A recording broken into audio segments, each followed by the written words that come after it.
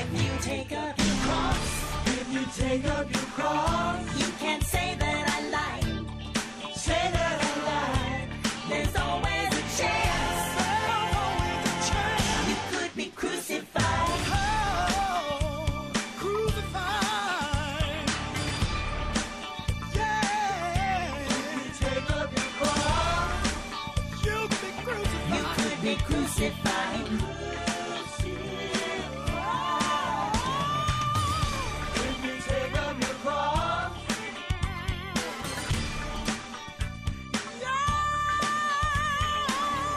If you take up your cross.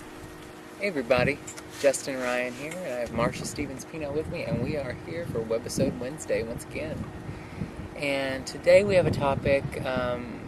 Recently, we've been losing a lot of our youth because of bullying and rejection, and a lot of kids have taken their lives. Just a couple of weeks ago, we lost a kid in New York by the name of Jamie Rodemeyer, and I don't think anybody online didn't feel the blow of that or have something to say about it.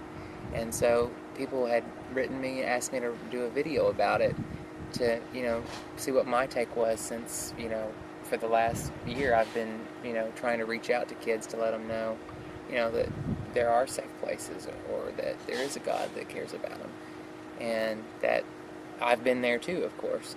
And so I put up the video, put up my email address, and said, if you need to write someone, you can write directly to me, and with the hope, not that I have some big, great, expertise to give them, but that I can help them with my story, to let them know somebody else knows their pain, but to also help try to connect them with people in their area so that they can find a way to just, heal from whatever it is that they're going through. And you promised that you'd answer every email. Yeah, and I did, absolutely. And so I got an email from someone in India, a girl in India, and she had written me saying that, it was really bad. She was, she found out discovered that she was a lesbian, and that she had a girlfriend, and that her girlfriend's parents had found out, of course, that they were both lesbians, and that they had gotten beat up, beaten by the parents, and that it was just so bad. She didn't have any hope. She was so glad that she had found me online, and so I wrote and told her my story. I tried to give her some encouragement. I tried to look online to see what resources that were available in her area, so that I could at least point her in the right direction. Because, it's not so easy to do something when you're, 80,000 miles away from someone, to be directly there to help solve the problem. Because sometimes you feel like you want someone that's right next to you to be able to solve it. The entire Earth is only 24,000 miles around. Okay, well then All right. Okay. Well, we didn't learn that in Kentucky. They didn't teach that. It was still flat in Kentucky. Okay. But anyway, what she was writing was that she wanted some help. So I wrote her back, and when I sent her the letter, she finally wrote me a second email stating that she really didn't care what I had to say basically about my story. She just thought that I was going to be able to, I guess, airlift myself there and get them and take them out of India.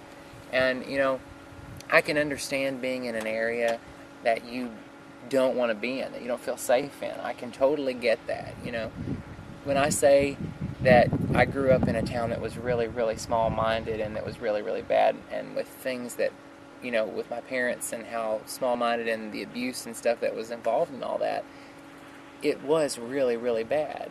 It was what I knew. Now, I don't know what she knows in India, but I know that it's not good. And at the same time, I think sometimes that instead of trying to find ways to heal ourselves, we think that removing ourselves from the environment itself alone is what solves the problem. And I think without that healing that comes from within, moving and taking yourself out of the situation only takes the situation along with you to a new area. Yeah, and it's sort of easy from our upper middle class America perspective to say, oh gee, I'm really sorry that's illegal there, bummer, and I understand, MCC and UCC and a lot of churches are very, very active in justice work in other countries, and I don't want to take anything away from that. But I think that, even in Scripture, that all of the disciples were martyred for their faith. Every single one. I mean, Judas, we know Judas died, but if you count Paul taking his place, anyway, all of them were martyred for their faith. It was not a popular thing from the get-go. And I think I was really lucky, looking back on it. When I became a Christian, it was not cool to be a Christian. It was ridiculous. It was a joke. It was like, oh, come on, when are you going to tell us that it's April Fool's? People made fun of me. People mocked me. People called me names. Teachers in my high school class, I'm not kidding you, teachers in my high school class, I'd come in like, they'd go, oh, Marsha, I think the whole class would like to know why a Christian is late for class. Wouldn't we all like to know that, class? And another time a teacher said, they were talking about the John Birch Society had one version of the Vietnam War, and some other group had another version of the Vietnam War, and the teacher jumped up and said, that's a great question, Scott. What is truth? And Marsha, just do us all a favor and stay out of it, would you? I mean, that's really how I was treated when I became a Christian. And what was great about that is that I was treated that way. I read in the Bible that people were treated that way. So I kind of assumed that's what being a Christian looked like. I didn't expect being a Christian to be easy. And I can see now that it was God's preparation for me for this ministry to gay and lesbian Christians, because it's not a surprise that I would be mocked or made fun of or have, you see my hate mail every single week. There's dozens and dozens of pieces of hate mail that I answer. And it was a great preparation for me. But I couldn't see it in the middle of it. In the middle of it, it was terrible. I was embarrassed. It was miserable. I hated for people to make fun of me. I couldn't understand why that was okay and why people got away with it and, all that stuff. And yet it was a preparation for what God has for me today. And I think that when we only focus on, we need to get you out of there, we need to get you justice, we forget to let God, vengeance is mine. We forget to let God stand up for us. We forget to share with people that God will stand for you.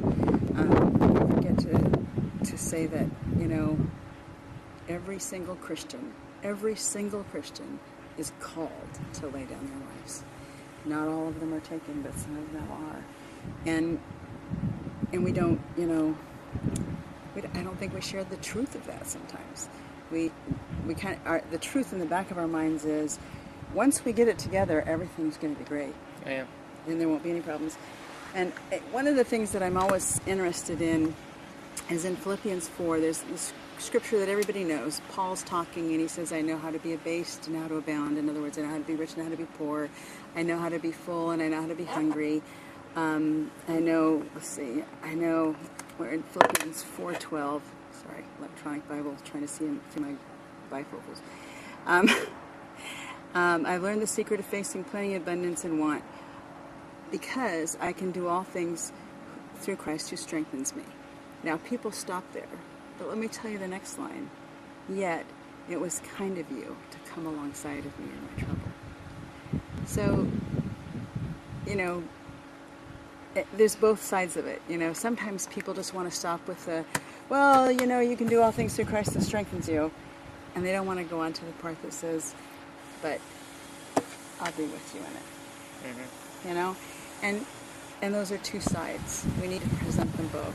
We don't need to just be telling people, we'll be fighting for justice in your country and we'll be fighting to make that right, which we should do. But in the meantime, she's still there. Mm-hmm. And the fact of the matter is, she's not going to be gone today or tomorrow. So what she needs is Jesus in her, strengthening her, mm-hmm. and then to know that we're alongside her. And we need to remember that that's our message. Our message isn't that you can be rich and affluent and live in America.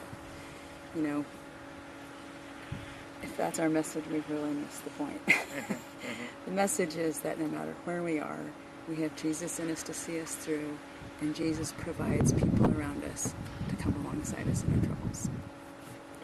All right, well, wherever you are around the world, in the U.S., wherever, we're glad you're watching. Yeah. And maybe this message is for you. I don't know. But thanks for watching. We'll be here next week as usual. Check us out on all the sites. It's not raining on us, so we'll be good. And we'll see you next week. ListenRyanOnline.com. And BalmMinistries.net. Facebook and Twitter and YouTube and all that stuff. Anything with a .com. There you go. All right. Have a great week. God bless.